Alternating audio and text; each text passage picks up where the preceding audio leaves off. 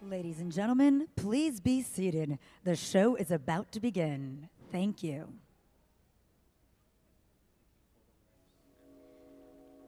We welcome you for photographs following the press conference, and please discontinue the use of wireless microphones. Thank you.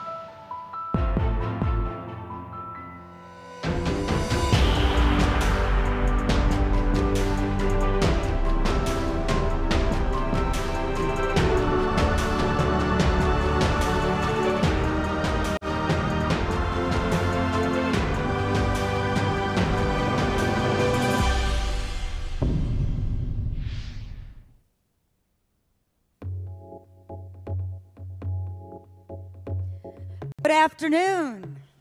Welcome. Welcome to this revolutionary Hyundai Motor Press Conference. I'm Laura Schwartz, and I am honored to lead you through the exciting news we have to unveil today. So let's get started.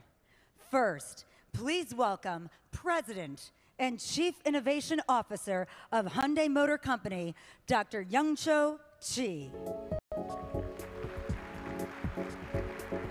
Thank you. Thank you, Laura. Welcome, everyone. It's really great to be here, surrounded by people shaping the future as we speak. Young-Cho, as Chief Innovation Officer, you are going to talk about the leading edge of Hyundai today. What do you have in store? Well, Hyundai is well known around the world as for its cars. But today, we won't be talking about the conventional cars at all. Instead, we will be talking about this new world where a mobility service goes beyond its traditional role of simply providing a transit solution. So car production has been at the very heart of Hyundai Motor. Is your strategy now changing? Our mission has always been progress for humanity. And that gives us a broader perspective on mobility. In earlier days, Hyundai focused on addressing a simple need, which was providing reliable cars to our customers. As we expanded, we turned our attention to providing something more than a car that you can trust. As people are increasingly seeing the cars as an extension of themselves and become more user experience focused, we have recalibrated to build a brand that provides a unique yet satisfactory user experience for our customers in enhancing their quality of life. You know, you talk about recalibrating, and people absolutely do expect more, and you've adapted. So what comes next? As we all know, there has been a tectonic shift in our industry, and Mecca has disrupted our industry in a big way. We had to consider how we can continue our mission of progress for humanity as a smart mobility solution provider. So what is Hyundai working on now to continue that really great legacy? We wanted to understand how a mobility service could enhance the quality of our lives by analyzing how a city really works and how each one of us goes about completing his or her daily routine. To do that, we undertook two insightful projects to help us foresee and plan for these human-centered future cities. First, we have set up a human-centered city advisory group composed of prominent experts from various fields such as engineering, architecture, urban design, political science, and of course, psychology. And second, we developed these future city scenarios.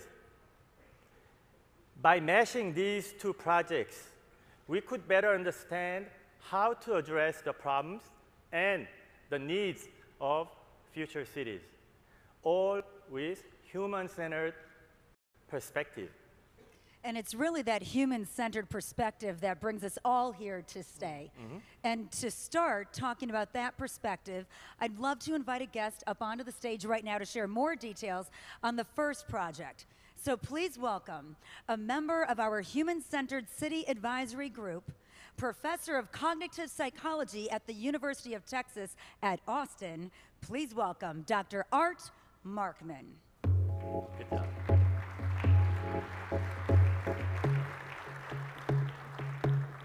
Welcome. Oh, it's great to be here. Welcome. It's great to see you. Good to be here. Thanks so much for inviting me. Great. Well, to start off, could you tell us about the work of the advisory group and the progress you've made? Yeah, absolutely. The group members started by discussing which human-centered values we should focus on, and many factors were brought to the fore: equitability, vibrancy, walkability, and much more. However, after extensive discussion, we decided to focus on three key values: how to care, enable, and vitalize. How do these values actually work in the context of a human-centered city? In terms of care, we believe that a city should care for its people by presenting visions and new opportunities. For example, providing training to the labor force to adapt to new technology, or pursuing inclusive and equitable services for all citizens. As for enable, a human-centered city should provide infrastructure and services that enable citizens to allocate more time to productive activities and to make smarter decisions. And technology will also benefit citizens by delivering data transparently and boosting quality time. And all of that empowers individuals to achieve their goals. What about vitalize? Well, cities should have public spaces that vitalize connections between individuals. This connection could be based on common interests or the contents of the space, and therefore it would be best for a city to have a story or an activity for individuals to form a bond, a sense of belonging and an identity, all of which will help to build a lively community. So among these three values, let's just focus on vitalize for now. Sure. Well, so while all three values are essential to building a wholesome, human-centered society, Hyundai is exceptionally well positioned to vitalize communities with new forms of mobility. Well, then could you elaborate more on that? Well, we may not notice it, but mobility can vitalize communities in a very natural and organic way. It can provide a place of mediation or enable different people to meet and interact. People can connect based on a common set of interests. Right. Or the mobility service itself can provide spaces and contents for people to enjoy together. If these positive attributes are enhanced, urban residents will spontaneously form bonds, feel a greater sense of belonging, And that can help communities to develop identities and an improved sense of dynamism. So, based on the advice from the group, we have been developing mobility solutions that will act as catalysts in vitalizing communities in a meaningful and imaginative ways. Before we move on any further, I want to thank you, Art, for you joining us and offering insightful comments. Thank you. It's my pleasure. Thank you.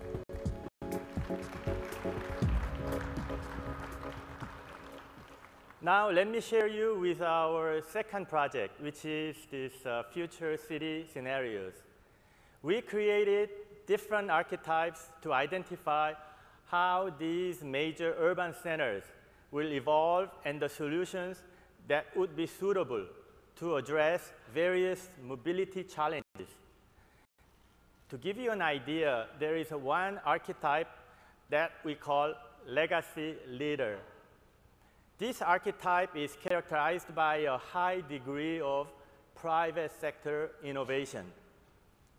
A prime example would be San Francisco, where population is growing rapidly and overwhelming the existing mobility solutions and the infrastructure. And there is a clear need for new thinking. And our pioneering smart solutions can help. Now let me show you a short clip of our solutions. Please enjoy.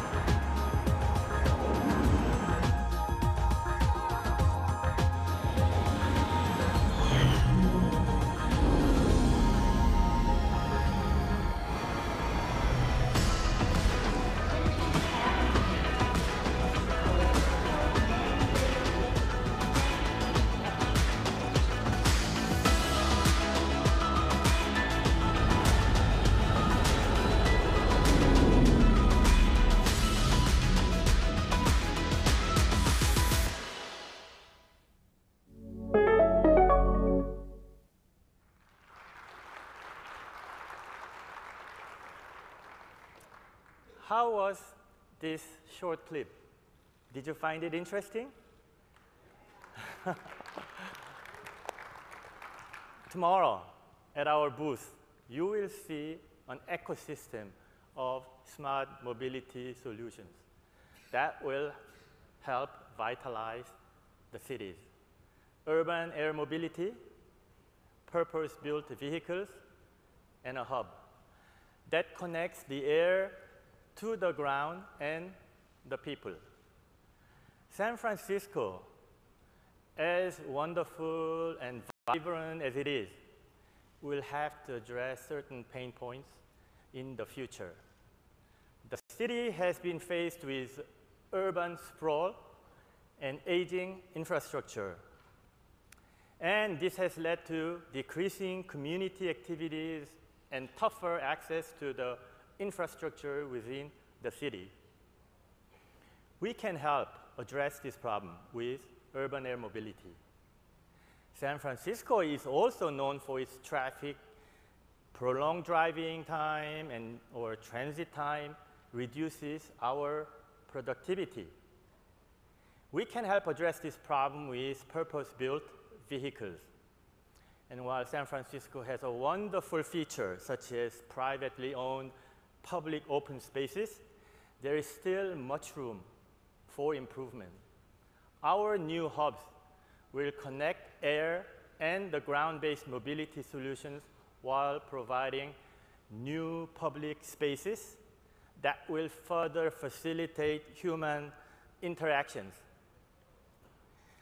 These types of solutions will help alleviate some pain points of legacy leaders like San Francisco, while maintaining its reputation for diverse and vibrant communities. I will now give the floor to our experts, who will add more flavors to each of these three solutions.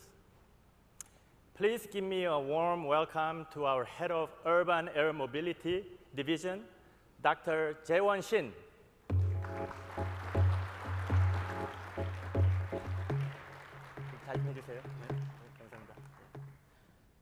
Well, thank you, Dr. Chi. Hey, Laura. Hey, Jae-won. Nice to meet you. Great to be up here with you. And since you're here, would you tell us a bit about Hyundai's first solution that Young Cho just outlined? Sure. Well, modern aviation has brought the world closer by providing safe and affordable flights, enabling citizens to travel coast to coast in just a few hours. Now we're looking at the dawn of a completely new era that opened the skies above our cities. By point-to-point air travel, we can reduce travel time drastically by averting ground traffic congestion.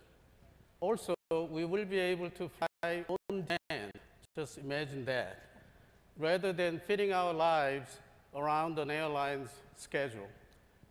I would like to call this new era an era of liberation from gridlock and the democratization of flight.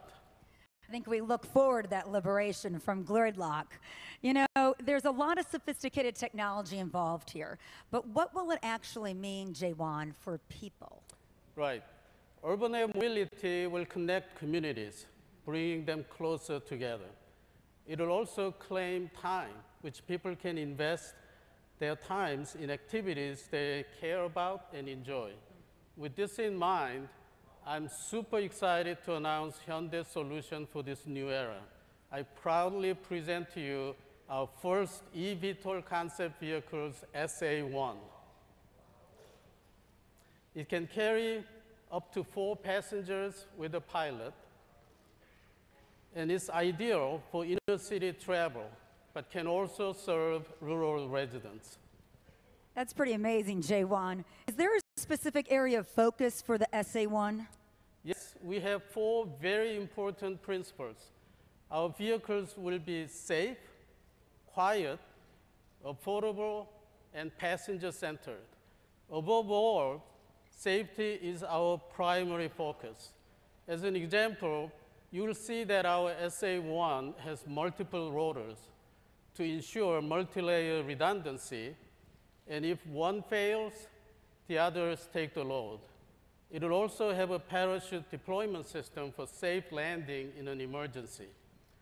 Do you know why commercial helicopter operations are banned in most urban centers? No. Well, the primary issue is noise. So to provide on-demand urban air mobility at scale, noise must be at an acceptable level for communities. The SA1 will be much quieter than conventional helicopters with smaller and multiple rotors rotating at much slower speeds than the main motor of a typical helicopter. A quiet cabin is equally important for passenger comfort. The SA1 will achieve external and internal noise levels that are much lower than what is just simply acceptable to communities and passengers. Wow. Now, is this urban aviation something that can ever be enjoyed by the masses? Yes. I already mentioned that UAM will bring democratization of flight. This means that the overall cost to produce and operate UAM vehicles should be really low enough for everyone to enjoy the freedom to fly. There are currently about 25,000 commercial airplanes flying around the world. The UAM community, we believe that the sector will well exceed this number once it matures fully. At Hyundai, we know how to mass produce high-quality vehicles with cost efficiency and reliability, which is a key enabler for reducing overall operating cost. We are confident that our experience and insight as a mass producer of our vehicles will give us a significant advantage to achieve affordability of our UAM vehicles. Hyundai's human-centered mission will carry on in our passenger-centered UAM development. We will integrate our industry expertise in cabin design, vehicle dynamics, and customer comfort to ensure an enjoyable, safe, and convenient means of air travel. Now, I would like to invite all of you to our CES booth to experience what it would be like to sit inside our SA1 via virtual reality. So the question, Jaewon, remains, is Hyundai going it alone with this urban air mobility strategy? Well, certainly not. While we are extremely confident that we can become a major market force in the UAM community, we want to collaborate and build strategic partnerships with other key players. To build such a partnership, we've been working with the global leader in this sector, Uber Elevate. Now, I would like to welcome my good friend, Dr. Eric Ellison, head of Uber Elevate, for him to share his thoughts about our shared vision. Eric?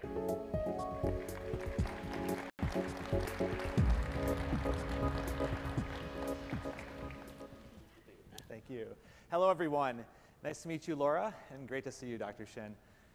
Well, Eric, we are so excited to announce this partnership today because Uber is a brand known around the world, but taxi rides are just one part of it. Indeed.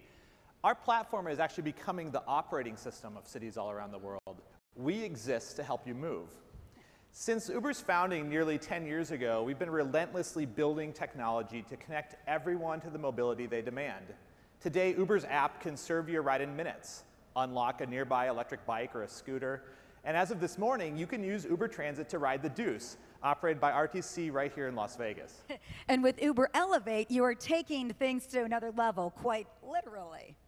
Well, Uber Elevate has spent the last 3 years working on what we think is the next evolution of transportation, weaving everyday flight of people and things into the Uber platform. And this year at CES, we're excited to announce with Hyundai a major step forward in that vision of taking Uber's technology into the sky. Our core insight is simple. People in large cities face major problems due to congestion. And by taking transportation out of the two-dimensional grid on the ground and moving it into the sky, we can offer significant time savings to our riders. So since that time, we've been making steady progress towards a goal of launching Uber Air by 2023. An ambitious timeline, but made possible by combining what has made Uber successful on the ground with cutting-edge new innovations that enable safe, quiet, and green aerial mobility in the sky. Our technology platform is at the center of this future aerial ride-sharing ecosystem. Only Uber can seamlessly connect riders from cars, trains, and even bikes to air taxis. And only Uber has the massive demand necessary to build large-scale and efficient networks. Okay, so Eric, maybe perhaps you can share how Hyundai and Uber came to work together. Well, we're not an aircraft manufacturing company, and we have no intention of becoming one. Our ecosystem model is based on collaboration with best-in-class companies